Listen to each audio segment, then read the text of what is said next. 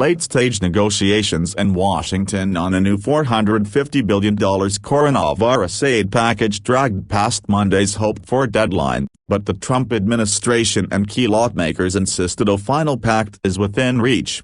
President Donald Trump said he expects a Senate vote hopefully on Tuesday. As talks continued, the contours of the deal appear largely set. Most of the funding, some $300 billion, would go to boost a small business payroll loan program that's out of money. Additional help would be given to hospitals, and billions more would be spent to boost testing for the virus, a key step in building the confidence required to reopen state economies.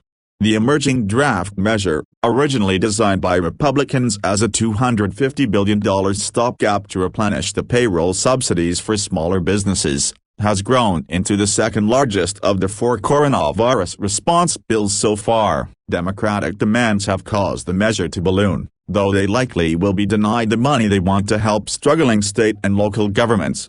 The Senate met for a brief pro forma session Monday afternoon that could have provided a window to act on the upcoming measure under fast-track procedures requiring unanimous consent to advance legislation, but it wasn't ready in time.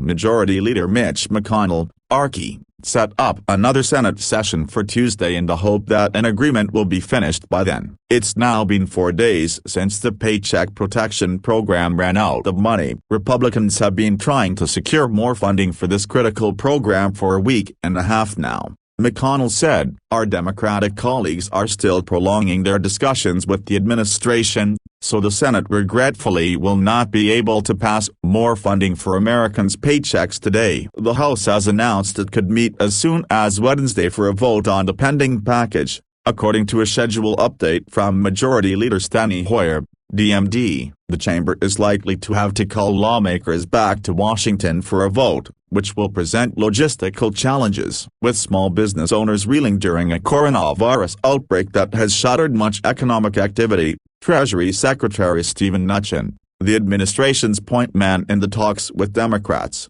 said he was hopeful of a deal that could pass Congress quickly and get the Small Business Administration program back up by midweek. But optimism regarding an immediate deal was tempered. "I heard today from our legislative affairs team that they are hopeful we can get a deal this week," top White House advisor Kellyanne Conway said Monday on Fox News. The secretary feels very confident. He said that yesterday that a deal is happening. "Much better position than we were, say, a week ago." The emerging accord links the administration's effort to replenish the small business fund with Democrats' demands for more money for hospitals and virus testing. It would provide more than $300 billion for the small business payroll program, with $60 billion or so set aside for community lenders that seek to focus on underbanked neighborhoods in rural areas.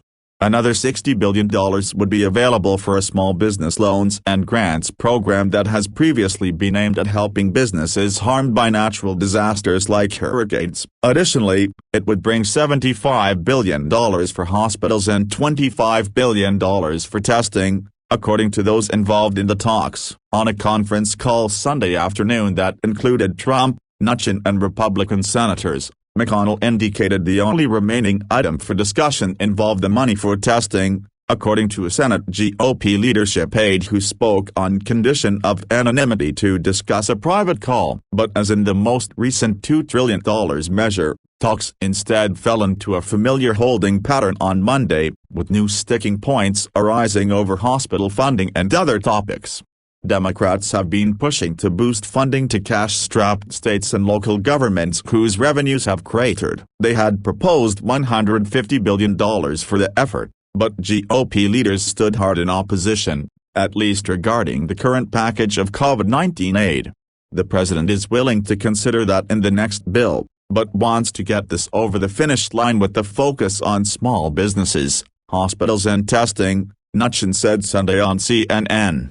The government's Paycheck Protection Program has been swamped by companies applying for loans and reached its appropriations limit last Thursday after approving nearly 1.7 million loans that left thousands of small businesses in limbo as they sought help. The National Federation of Independent Business, a GOP-friendly organization that advocates for small businesses in Washington, said it had surveyed their members and reported that only 1 in 5 applicants had received money so far.